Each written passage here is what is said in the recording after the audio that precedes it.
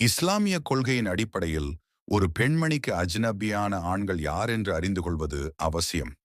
அஜ்னபியான ஆண்கள் என்பது அந்த பெண்ணுக்கு திருமணம் செய்யக்கூடிய வகையில் அனுமதி உள்ள ஆண்கள். இவர்களுடன் தனியாக இருப்பது, கைகோர்த்து பேசுவது, பார்வை கவர்ச்சி விடுவது போன்றவை அனைத்தும் ஹராம், அதாவது தடை செய்யப்பட்டவை ஆகும்.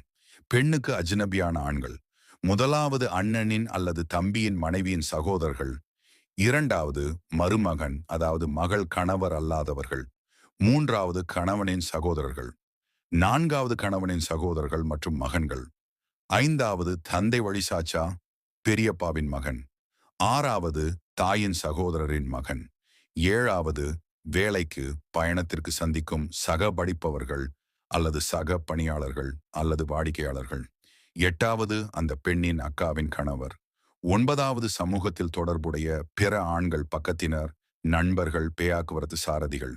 இன்னும் பல உள்ளன. உங்களுடைய சந்தேகங்களை காமெண்ட் பண்ணுங்க. உங்களுக்கான பதிலை இன்ஷா அல்லாஹ் நாம் தருகிறோம்.